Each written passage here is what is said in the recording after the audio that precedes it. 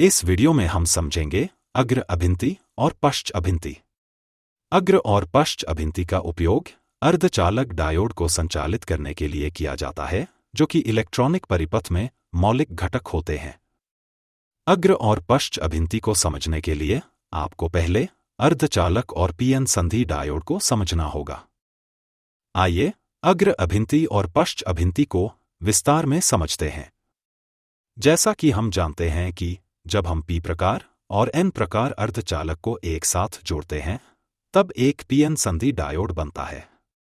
चूंकि पी प्रकार अर्धचालक में बहुसंख्यक वाहक कोटर होते हैं और एन प्रकार अर्धचालक में बहुसंख्यक वाहक इलेक्ट्रॉन होते हैं, ये दोनों बहुसंख्यक वाहक एक दूसरे को आकर्षित करते हैं, जिससे विसरण प्रक्रिया होती है और अवक्षय परत का निर्माण होता है। इस अवक्षय परत में धनात्मक आवेश एन साइड और ऋणात्मक आवेश पी साइड होता है और यह अवक्षय परत विद्युत क्षेत्र बनाती है।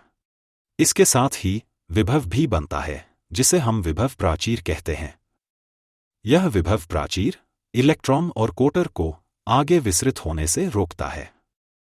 अग्र अभिंति। अब अगर हम इस डायोड के पी साइड को एक बैटरी के धनात्मक सिरे से और एन साइड को ऋणात्मक सिरे से जोड़े, तब हम इसे अग्र अभिंति कहते हैं। इस प्रक्रिया में बैटरी का वोल्टेज डायोड पर आरोपित होता है, जिससे विभव प्राचीर कम होने लगता है। वोल्टेज आरोपित होने पर एन साइड के बहुसंख्यक वाहक यानी इलेक्ट्रॉन बैटरी के ऋणात्मक विभव से प्रतिकर्षित होते हैं। इसी प्रकार पी साइड के बहुसंख्यक वाहक यानी कोटर बैटरी के धनात्मक विभव से प्रतिकर्षित होते हैं और पीएन संधि की ओर गति करते हैं। अब पी क्षेत्र का धनात्मक विभव एन क्षेत्र के इलेक्ट्रॉन को आकर्षित करता है, साथ ही एन क्षेत्र का ऋणात्मक विभव पी क्षेत्र के कोटर को आकर्षित करता है। इसके कारण बहुसंख्यक वाहक संधि पर विसरित होते हैं यानी संयोजित होते हैं। हर एक इलेक्ट्रॉन जो कोटर के साथ संयोजित होता है, उसके साथ साथ पी क्षेत्र में एक सहसंयोजक बंध टूटता है, जिससे इलेक्ट्रॉन मुक्त होता है। यह इलेक्ट्रॉन बैटरी के धनात्मक सिरे की ओर तार के माध्यम से प्रवाहित होता है।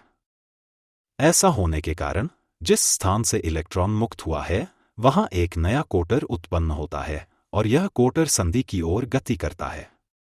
दूसरी ओर ऋणात्मक सिरे से इलेक्ट्रॉन एन क्षेत्र में प्रवेश करते हैं, ताकि जो इलेक्ट्रॉन संधि में विसरित हुआ है उसकी जगह ले सकें। अब चूंकि एन क्षेत्र से इलेक्ट्रॉन और पी क्षेत्र से कोटर निरंतर प्रवास करते हैं, इस कारण विद्युत धारा उत्पन्न होती है, जिसे हम अग्र धारा कहते हैं। पश्च अभिंति। पश्च अभिंति में बैटरी के धनात्मक वोल्टेज को एन साइड से और पी साइड को बैटरी के ऋणात्मक वोल्टेज से जोड़ा जाता है।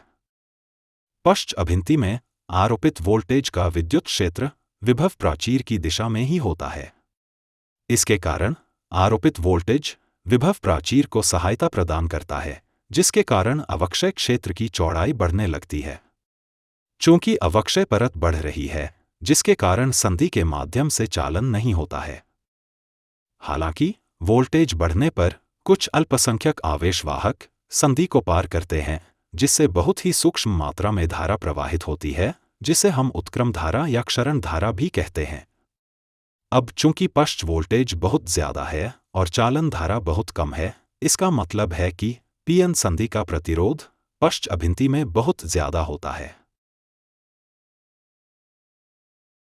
इस वीडियो में अभी के लिए बस इतना ही। अगर आपको हमारा ये वीडियो अच्छा लगा तो हमारे इस चैनल को सब्सक्राइब करें, इस वीडियो को लाइक और शेयर करें।